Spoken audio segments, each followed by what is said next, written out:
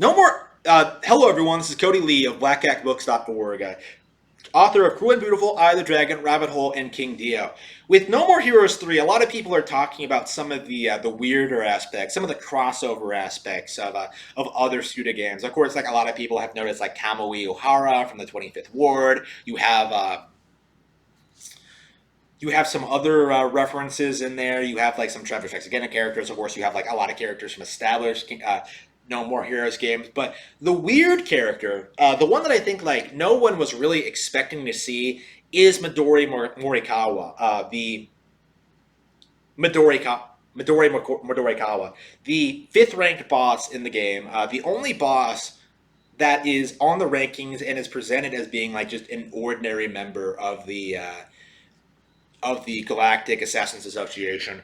Like, just a boss that just kind of comes out of nowhere, doesn't really make a whole lot of sense, doesn't really fit into the plot very well, and is just kind of a fucking camaway. We don't know anything about her in the context of No More Heroes 3, but like, I've been doing a little bit of digging into the character and her background and stuff like that, and yeah, apparently she's like a manga character that Suda worked on, like Red, Blue, Green or some shit. Like, I don't know anything.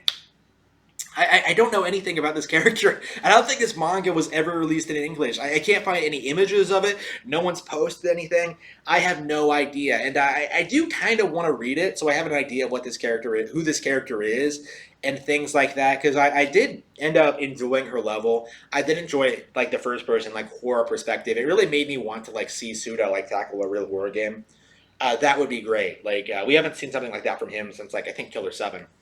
But the thing that like really interested me about Midori was was seeing Suda like give interviews regarding the character like afterward and like confirming that the character is apparently the daughter of Fleming, the antagonist of Shadows of the Dam, which raises a whole lot of like deep lore questions, like because like of course like it creates like a crossover between Shadows of the Dam and this manga, but it also creates another link between Shadows of the Damned and No More Heroes. Like weirdly enough, like Shadows of the Damned of all things is the thing that is getting the most crossover material with No More Heroes because like it featured pretty prominently in Travis Strikes Again as well, if you'll remember, with like the Dark Knight thing.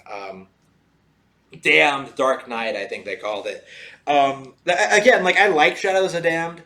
I did, and I think Suda kind of looks back on that experience kind of poorly, and he's trying to make up for it with all these nods and references and like trying to change things and just utilizing these characters. I don't know. Does EA own the rights to the game? Because I don't know how he's getting permission to do this, to keep referencing Shadows of the Dam. But like, okay, so apparently Fleming is the father of Midori. Okay, that's been confirmed. But like, what hasn't been confirmed is like how the fuck this fits into Shadows of the Dam and how it fits into like Red, Blue, Green or whatever the manga is called. I haven't read the manga, so like don't ask me about that. But Shadows of the Damned, Fleming. The deep lore of Shadows of the Damned is that like Fleming um, destroys the soul of the female demon hunter that wouldn't submit to him and forced her to be his eternal mistress. This is of course like Paula, who is of course the love interest of Garcian. So the entire thing of Shadow of the Dam is like Garcian and Fleming basically have like a tug and war between this bitch, right? Like Fleming will like come to the real world, come to the world of the living, take Paula into hell or whatever, and then Garcian will just go back and like has to go take her back, right?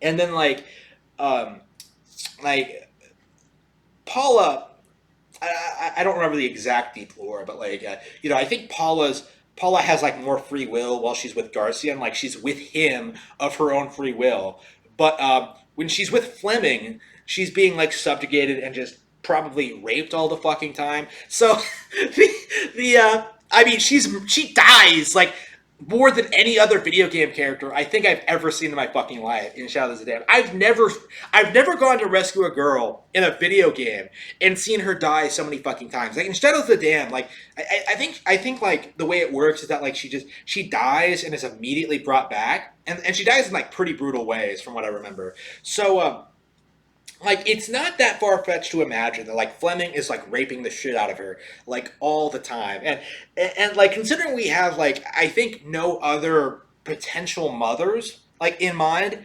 like when it comes to this, like if Midori really is Fleming's daughter, which is confirmed, like does that make Paula her mother? Like, is that how it works, or like how exactly is this how exactly does this all fit together? Like, we're not quite sure, but like, it does kind of make like a little bit of sense considering like how Midori is like considered like the Dark World princess or some shit. Yeah, she literally is like the daughter of Fleming, like the ruler of hell or whatever. Like, again, I'll have to play Shadows of the Damned again to like really get a feeling for like the deep lore, the deep lore of this. I was playing it on Xbox at some point, but it left Game Pass and I never finished it. We'll probably have to play it again. It's not bad at all. Like there are better games, but there are better shooter games out there. But I liked it when I played it. But like this